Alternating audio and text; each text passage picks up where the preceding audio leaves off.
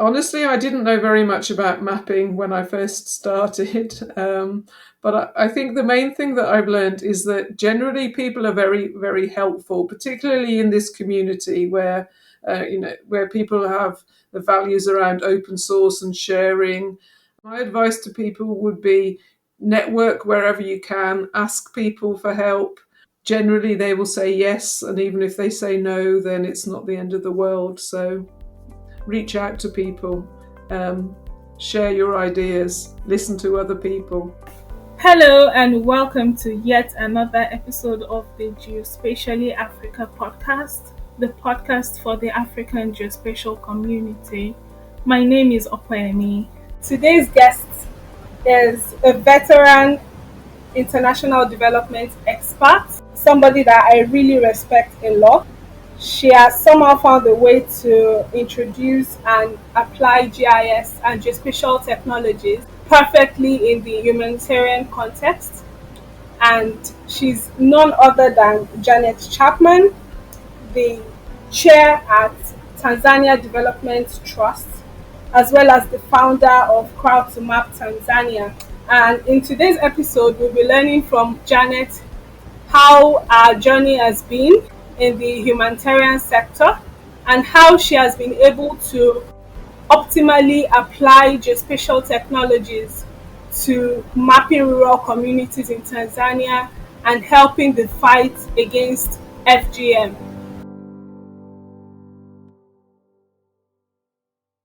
Thank you for joining us today, Janet. Thank you so much for that lovely introduction. I'm very happy to be here. Oh, awesome, awesome. Would you please introduce yourself? Let's know more about Janet, how you started, where you started from, and what actually pushed you into humanitarian development, especially internationally. Okay, thank you. So, I live in London. I was a teacher for a very long time. My first job actually was teaching in rural Sudan, which was an amazing experience, but it really did highlight the poor rights of some women there, and particularly that they were subjected to female genital mutilation, FGM, which really resonated with me then as a young woman. And then since then, I have two daughters, and so watching them grow up in London and seeing that the freedoms that they have really reinforced to me that that's not the case for everywhere in the world. I taught for a long time, mostly in London. I set up a link with my school with one in Kenya, did a bit of work there. And then about 10 years ago, I saw that Tanzania Development Trust, which is a volunteer-run charity, was looking for a communications manager. And given my interest in East Africa and particularly in women's rights and development, I decided to get involved with them. And I've been doing that ever since. Wow, that's been a journey. The fact that you came from education and then you were able to apply, some of the things you were seeing outside of your locale, trying to help develop, at least to form some sort of equality in your own experience and that part of the world. That's really commendable. And I really see how you were able to just think of others outside yourself and trying to see how their situation can be better. That's really commendable, Janet. Thank you so much for that. Oh, thank you. Yeah. So, please, could you tell us more about the Tanzania Development Trust? Currently, you are the chair at the TDT. Could you tell us more about that, please? Yes, sure. So, Tanzania Development Trust, it's an entirely volunteer-run charity. It was set up 46 years ago as the charitable arm of Britain Tanzania Society, which was started at the height of the Cold War to really try and improve relations between Britain and Tanzania. So our priorities are access to water, which is a huge issue in many parts of rural Tanzania, girls' education, and small income generating projects to lift people out of extreme poverty. So we have a network of volunteers both in the UK and in Tanzania.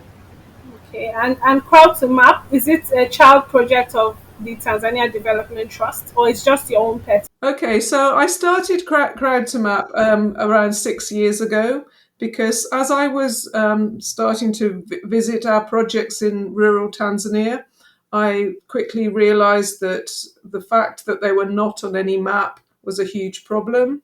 So you could look at Google, it would be completely blank, even though 10,000 people plus might live in that area. So, specifically, one time I was looking for Ikondo School, which is in a remote area, and it was pouring with rain, so there was nobody around to ask. And the person I was with didn't know where it was. We just drove around in circles for hours. We even drove through rivers. The school kept phoning me all the time saying, "Where are you? Why are you so late?" And we said, "We don't know where we are. We don't know where we're going." It was a really terrible experience. I live in London. I'm used to having a map on my phone everywhere I go. And I've always been interested in technology. I taught ICT and computers in schools for a long time. So having no map seemed to me like a solvable problem. It seemed crazy in the 21st century. There are so many people in the world that are not on a map. So that's why I thought I wanted to do something about this in Tanzania. That's really a cool story, and I see a lot of parallels between this vision and the vision of the OpenStreetMap. Do you work in any way, or does your work parallel the OpenStreetMap at all? Totally. Yes, so all of the mapping that we're doing is in OpenStreetMap. So Crowd2Map is an entirely volunteer-run project. We have around 16,000 online volunteers mapping into OpenStreetMap using the Humanitarian OpenStreetMap tasking manager mostly. And then we also train many people on the ground in Tanzania who are mostly using mobile apps such as Maps.me and Osmand with their phone GPS to add points of interest related to where they are. I'm sure that has really done a lot to opening up these rural areas of Tanzania to even further development, even in terms of entrepreneurial development and even education and healthcare. So could you talk a bit about some of the achievements that this mapping has done? Maybe a few examples. Sure. So one of the initiatives that we're really proud of is the Digital Champions Scheme. So we set this up initially as part of a project with Humanitarian OpenStreetMap, and it's initially in Serengeti district of Mara. So we working with FGM activists like Roby Samweli, we selected one woman from each of the 87 villages. And this was a woman who'd never used a smartphone before, never been online before. So these digital champions were trained to map their village. They were trained to use a smartphone, to train others in their communities, but also to help protect women from gender-based violence, which is a huge issue, and also to protect girls from female genital mutilation, which is also a huge issue. So this is a project that's started in January 2019. It's still going. We've also managed to expand it into 2 other districts since then. And I think it shows huge potential on a very, very shoestring basis to really empower women right at in the hard to reach rural areas that are the most difficult. And I'm sure that's the whole idea behind humanitarian development. Trying to get the same level of technologies that we have in cities to these local areas and have them use it so that they also can develop. And the fact that you even mentioned digital champions, I'm sure it's something that they can be proud of. The fact that they could take technologies that they were previously, not familiar with, and championing it in their rural areas to bring more development It's really something that's commendable. Absolutely. And we've also trained these digital champions and others to use apps such as Plant Nuru, which can be used to detect pests on cassava and maize, which are their main crops. And because they are subsistence farmers, being able to detect these and improve their agriculture can make a huge difference to their income. So this is also something that we want to expand more of. That's another dimension to it. Thank you for doing that, Janet. Okay, looking at these digital champions now, there are some people that you train to be, technologically savvy, then take it back to their local areas to improve lives both in agriculture and also in healthcare. Because this example that you said about mapping pests and those things, those things are even applicable in some parts. Because I'm trying to find parallels around my own area. There are a lot of pests and diseases that affect agriculture, and most of these farmers are subsistent. They don't have the technology.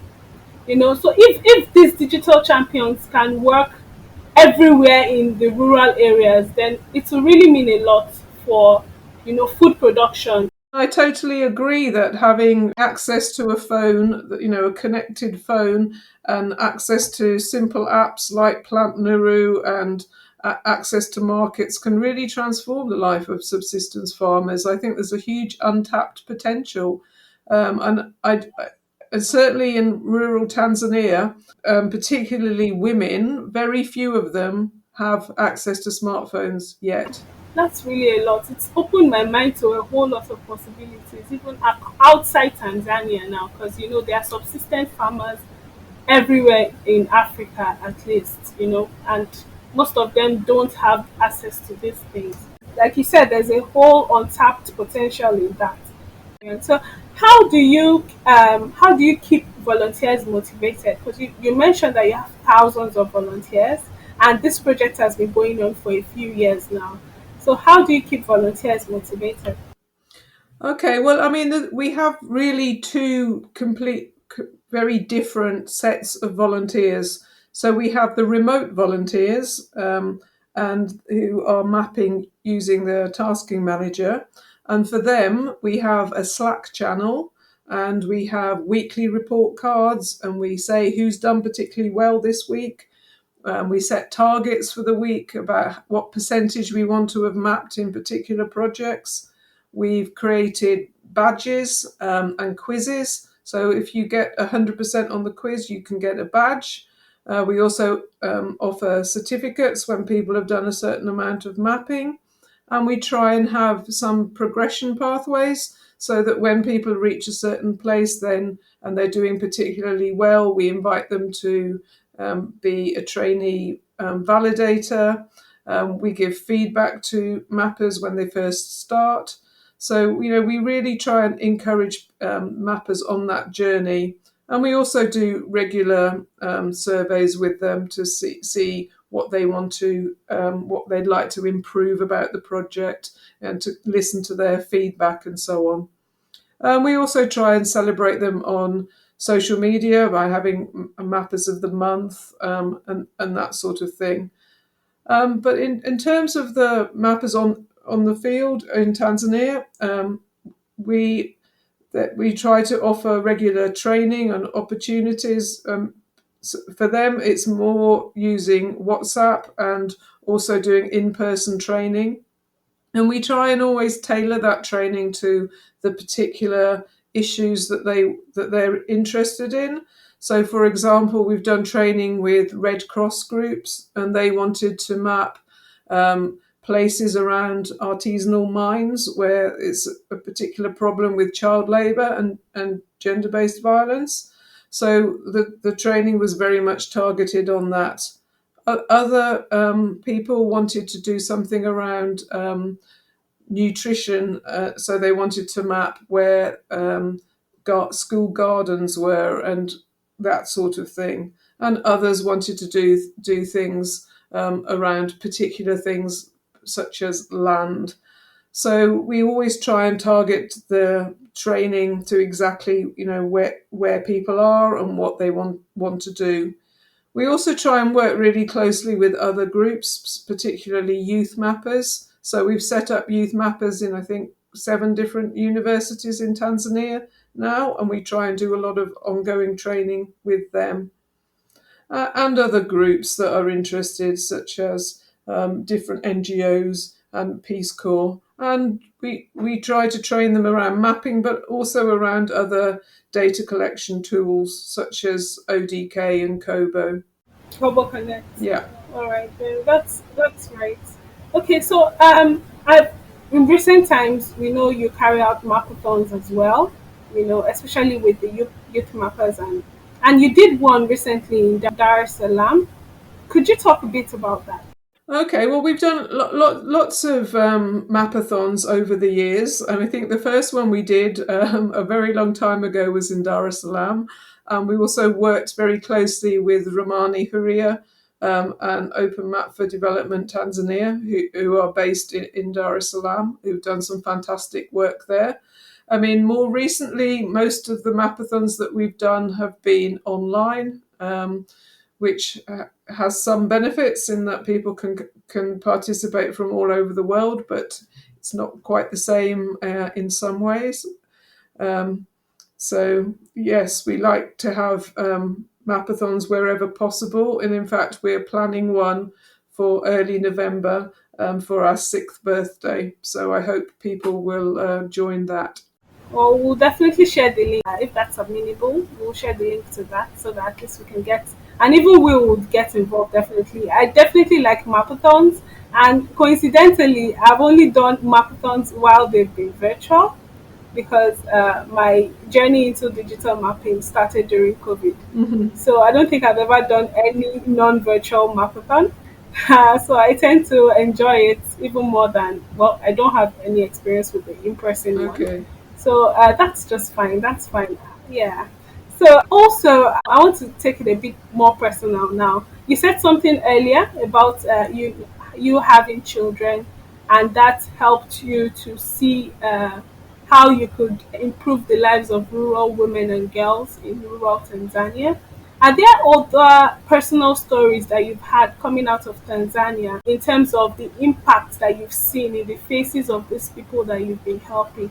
Maybe a story or two about individuals that your project and your passion has really brought out and has really helped. Are there any stories you'd like to share? Thank you.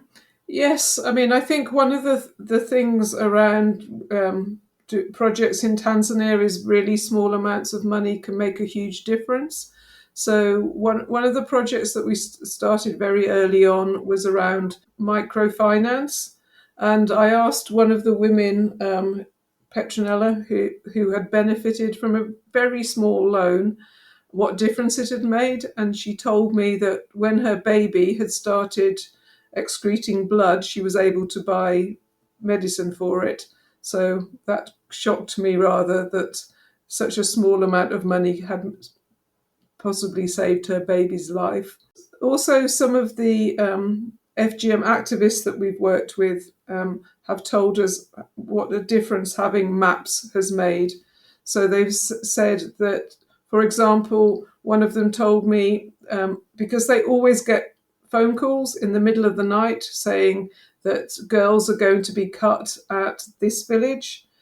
Previously, often because there were no maps, there's no road signs, there's no lights, it was impossible to find those girls in time, and often they would get cut. And when girls are subjected to FGM, some of them will bleed to death and die. But they said now they have maps, it's much easier and quicker to find them even at night. So they estimate that they've managed to save around over 3,000 girls from FGM, and having better maps has greatly helped them. Those stories are really touching. They are really, really outfelt. And I know that this is just a few out of the thousands of similar stories that there are because of your work with humanitarian development. Thank you so much, Janet. Lastly, I think we'll just try to talk about any new projects that might be coming on the way? I know you mentioned about the mapathon to celebrate your sixth birthday, but what of other projects that you might want our listeners to know more about so that they could also contribute any way they can? Okay. Yes. Well, we're always looking for people to get involved and help us. So please do check out our links on the page. Um, New projects. We've recently started our first internship program, which we're really proud of, and we hope to replicate that at some point in the future. We're also just starting a project in collaboration with Map Uganda and Youth Mappers there, which is around water points. We're looking forward very much to participate in the State of the Map Africa Summit in November, and also the Humanitarian OpenStreetMap Summit. So we're very active members of those. We're also doing a project now which is monitoring progress towards the SDGs on a village level, which we're really excited about. And we're looking forward to celebrating our sixth birthday next month. Awesome, and we can't wait to celebrate with you. How can people get involved to become part of the community? How can they join the Slack channel? Do they have to register, or how do they go about it? Is it on the website, or how? Yes, well, they can contact me via my email, which will be on the notes, and also the link to the Slack channel is there. You can also connect with me on LinkedIn, or you can also contact me via the Crowd2Map or Tanzania Development Trust websites. So if you're interested and you'd like to help in any way, please do get in touch. Awesome. So I also wanted to ask though, outside, okay, I know Tanzania Trust is it's for Tanzania. Do you have any partnerships outside Tanzania and East Africa, even towards Western Africa? Do you have any projects or partnerships with people or with NGOs here? Okay, well, we're very active members of OpenStreetMap Africa, which has organisations throughout Africa. We're also very involved with Youth Mappers, which also has chapters around the world and in many West African and other African countries. So we're a member of Missing Maps, which involves people that work globally, such as Red Cross and Doctors Without Frontiers, MSF, etc. So we've also worked a little bit with FGM organisations, particularly in Kenya, but we would be very happy to work with other organisations anywhere, particularly in rural areas that are not very well mapped, similar to the ones where we're working in Tanzania. Because really, I think Crowd2Map, it's a very simple idea and it can be replicated anywhere. And we'd be very happy to help others who wanted to try and set something up in a similar way. All right, that's wonderful. Lastly, what have you learned over the years in the course of your work with the rural areas and with women and children, women and girls? What would you say is a key lesson that you've learned during the course of this time? Oh, I've learnt so much. I mean, honestly, I didn't know very much about mapping when I first started. But I think the main thing that I've learned is that generally people are very, very helpful, particularly in this community where people have the values around open source and sharing. And I mean, at the beginning, I asked a lot of very stupid questions, but my advice to people would be network wherever you can, ask people for help. Um, Generally, they will say yes, and even if they say no, then it's not the end of the world. So reach out to people, um, share your ideas, listen to other people. Those are very important words of wisdom. And I like the fact that you said in this community, in this community, especially in the geospatial community, in the mapping community, it's almost as if everybody wants to help everybody. Yeah. And on just very few occasions will you get people that would actually tell you outright no. A lot of people really want to help, and especially they want to help the next initiative to help others. Thank you so much for joining us today, Janet. No, thank you.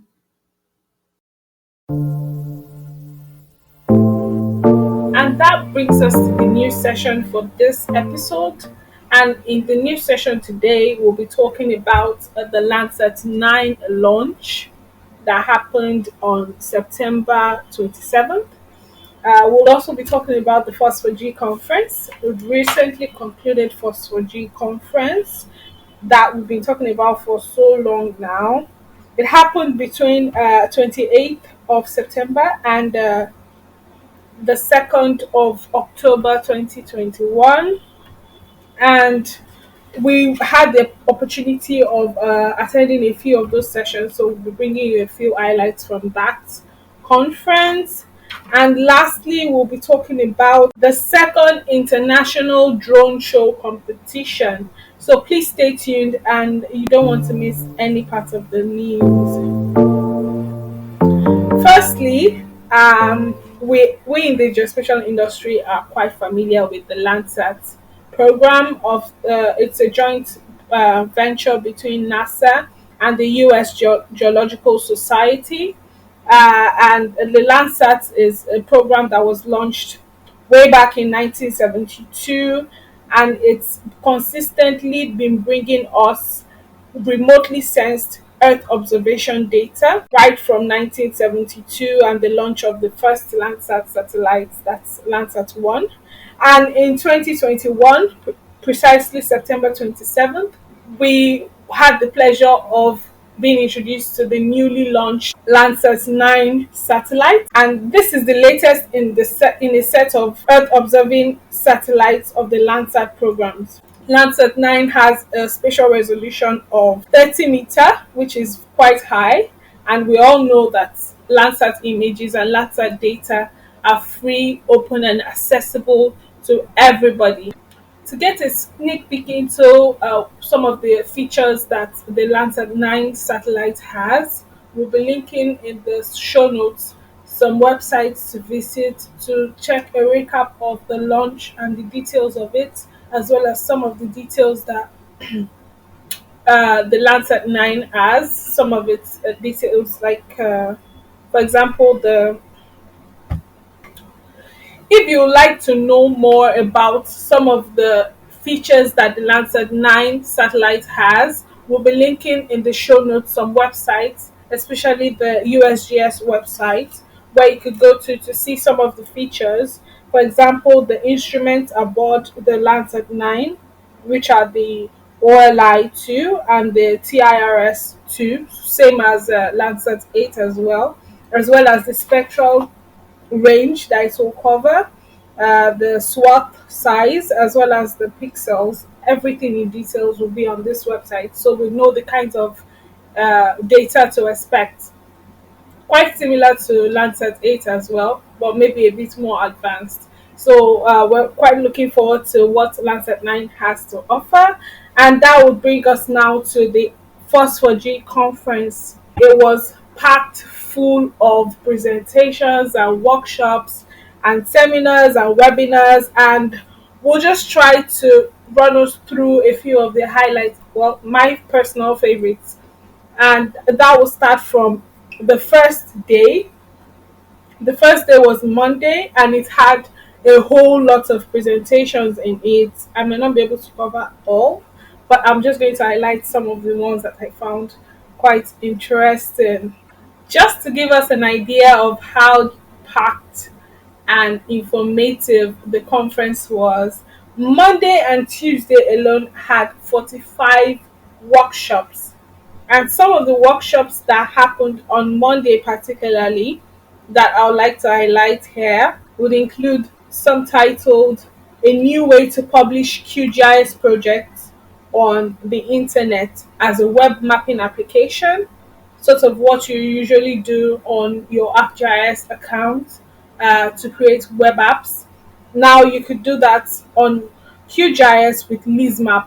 Well, we already have a way to do that on QGIS with a plugin called QGIS to Web, but now there's a new way to do that on QGIS using LizMap.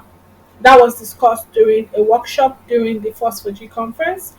Other workshops that happened on Monday would include getting started with GeoServer, geospatial analysis using Python 101, integrating QGIS, remote sensing, ODK, and GEOSM for urban planning, setting up a spatial data infrastructure with open source software using OSGeo Live, also using LeafMap for geospatial analysis and data visualization, amongst others. And that was just some of the workshops that happened on Monday.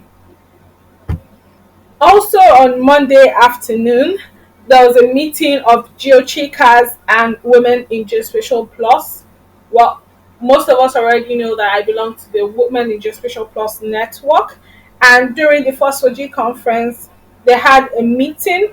Well, the meeting was was broken down into two sessions. There was the there was a social meeting that happened on Monday, and there was a panel discussion titled Career Stories of Women in Phospho-G. One of the keynote sessions which I particularly enjoyed was that of Anita Gracia. Now, Anita Gracia is a demigod in free and open source software for geospatial analysis.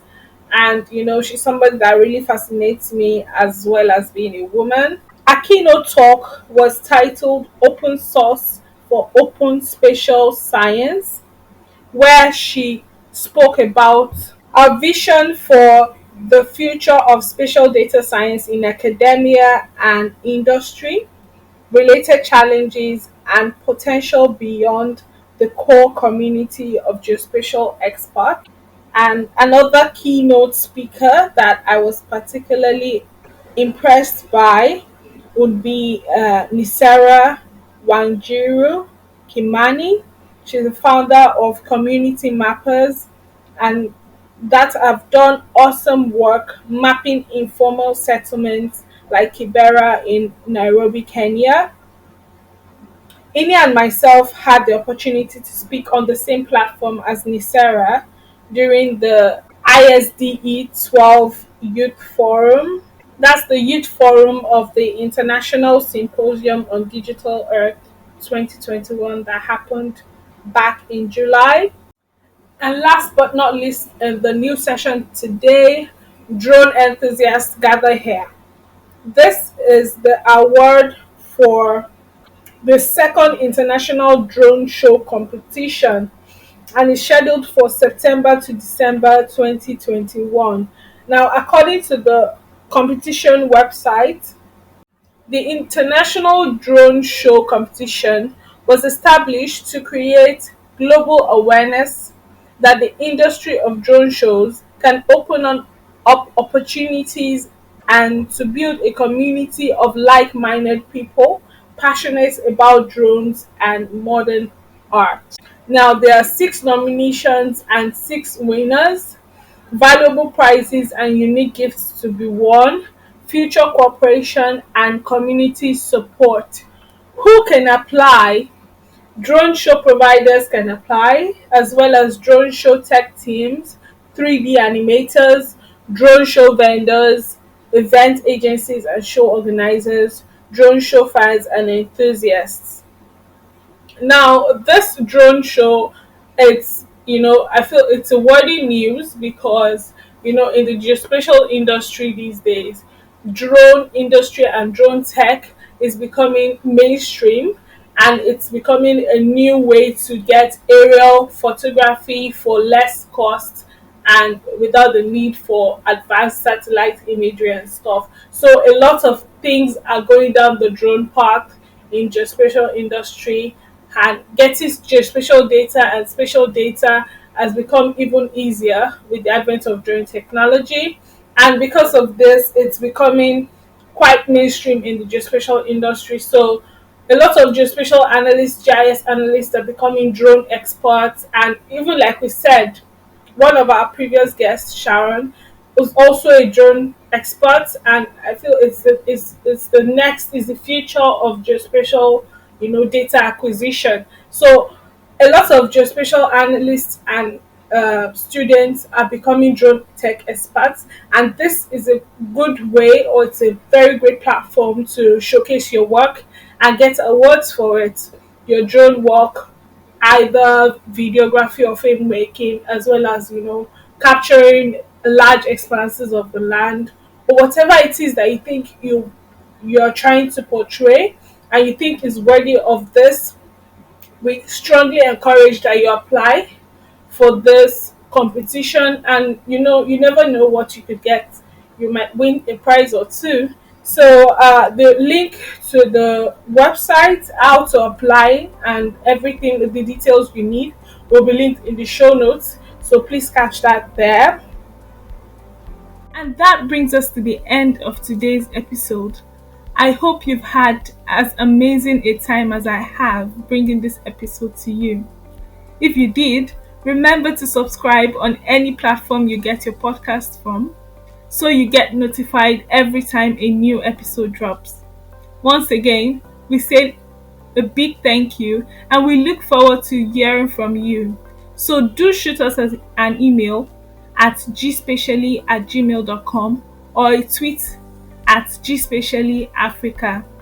We look forward to hearing from you. Bye!